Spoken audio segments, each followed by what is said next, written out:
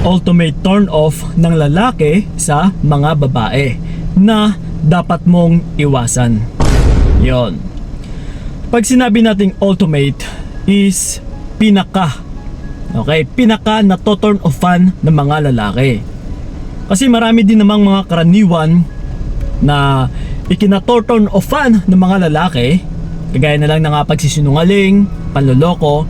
So mga karaniwan na lang po ito. Pero this time is yung ultimate turn off na kung saan talaga not to turn off pa kaming mga kalalakihan. So isa-isahin natin para maiwasan na ninyo utol, at saka habang maaga pa is maagapan nyo pa na baka malay natin isa dito ay ginagawa mo. Okay? So ito, wag na nating papatagalin pa. Yung una sa lahat ay ang pagpaparinig ng family problems. Yes, kailangan mo rin itong iwasan. Kasi actually may nakausap din ako na humingi ng payo sa akin, isang babae, na gano'n na nga yung problema niya. Kasi Kuya Kiko, sa umpisa is okay naman yung lalaki sa akin, pero in the long run isang parang medyo parang nawawala na siya sa akin ng gana until na bigla na lang naglaho. So yun, nung tinanong ko ano ba yung meron sa relationship ninyo, ano ba yung mga hinanaing ng bawat isa sa inyo. So isa dito is na kwento ng babae na palagi kasi siyang naghinanaing about sa kanyang family or family problems, about sa magulang niya, about sa mga kapatid niya. Kasi isa po siyang breadwinner. Okay, na siya itong parang sinasandalan ng kanyang family. So pagdating kasi sa lalaki utol, na kapag ito palagi yung maririnig namin sa isang babae, mas lalo nang itong nagpapahiwatig na naging dependent ka rin. Na yung gusto mong may karamay ka, may sasandalan ka.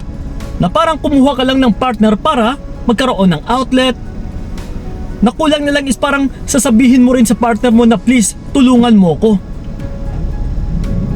Actually, yung mga konting problema lang naman about sa family is natural lang naman ito na ikikwento mo sa partner mo. Pero not all the time. Pero kapag lagi kasi sa tuwing nag-uusap kayo, sa tuwing nag-video call kayo ng partner mo is parang walang oras or walang tawagan na hindi ka nagbubuntong about sa family mo. So kapag ganito palagi utol, na palagi mong sinasabi yung problema ng family ninyo, at talagang sakit sa ulo din ito pagdating sa partner mo. Lagi ninyong tandaan lahat po ng tao ay may kanya-kanya ding problema. So ngayon, kung may problema yung partner mo na kinikim-kim na hindi niya sinasabi sa'yo, and then ikaw is dinadagdagan mo pa ng problema mo, yes, pinapasa mo pa sa kanya or pinapaparinig mo pa sa kanya, ay talagang mas lalong madaling magsawa yung lalaki sa'yo. That's why kailangan nyo po iwasan yung ganitong gawain, yung palaging nagpaparinig ng family problems. Okay? So yon. And then ito, yung pangalawa natin is yung paghihigpit. Yes, this is the ultimate turn off din ng mga kalalakihan, yung hinihigpitan kami. Kahit ako din naman utol, once na yung babae is isang mahigpit, yung tipong parang hindi ko magawa yung lahat ng kagustuhan ko, kagaya nga niyan pareho lang din ito sa inyo mapababae mapalalaki, ay may kanya-kanya din naman tayong mga hilig. Okay? So pero pagdating kasi sa aming mga kalalakihan ay iba. Dahil mas gusto pa naming mag-explore ng mag-explore. Gusto pa naming magkaroon ng kaalaman, ng experience. Lalong-lalo na kapag yung partner mo ay yung sinasabi nating haligi ng tahanan. Kailangan po yan ng isang tao na mag-explore ng mag-explore. Dahil siya yung sasandalan Dahil siya itong magiging provider ng family. That's why kailangan din naming mga lalaki na mag-enjoy. Na kagaya nga niyan is kung magpapaalam yung partner mo na lumabas, magba-basketball, or magra-rides kung mahilig sa pagmomotor, or kung mag-gym man. Or kahit sabihin man natin na sasama siya sa mga barkada niya makikipag-inuman, hayaan mo utol. Kasi kung palagi mo itong pinagbabawalan, palagi mong pinaghihigpitan, ay nakakasakal po ito pagdating sa partner mo.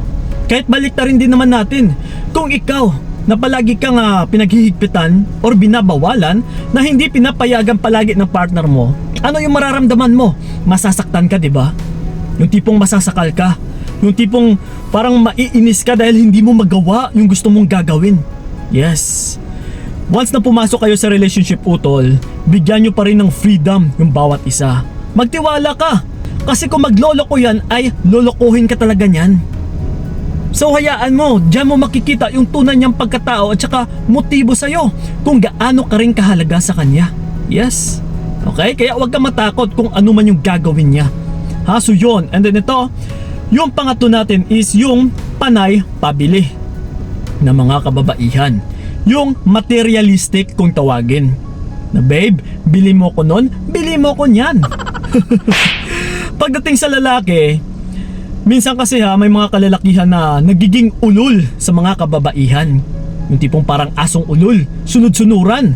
Okay, binibilhan din yung mga babae ng ganito, ganyan.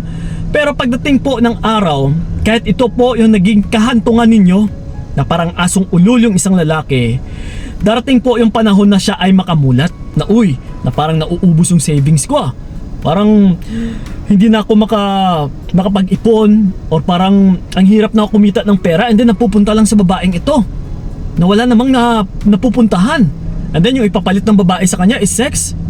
So again mga utol, kapag materialistic ka or panay ka pabili sa lalaki, darating po yung panahon na siya ay matuturn off sa'yo.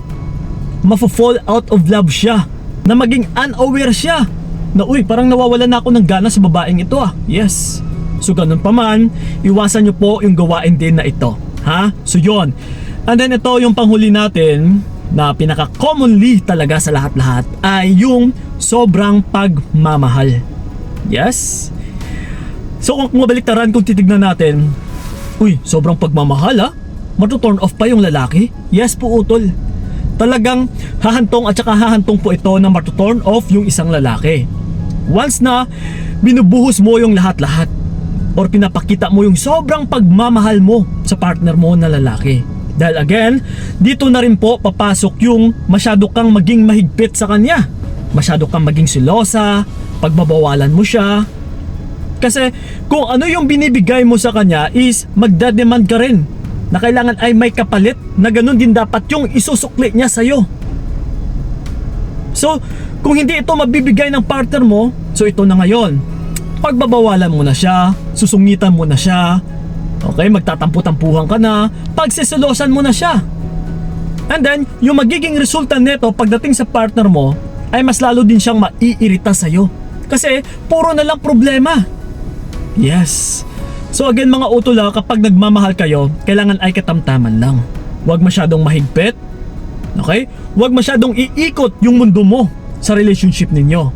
Huwag masyadong iikot yung mundo mo sa lalaki. At saka kailangan talaga ay ipakita mo rin sa kanya na kaya mong mabuhay kahit wala siya. Dahil kung ganito ka utol sa apat na gawain, ay talagang matuturn off ng sobra-sobra yung isang lalaki.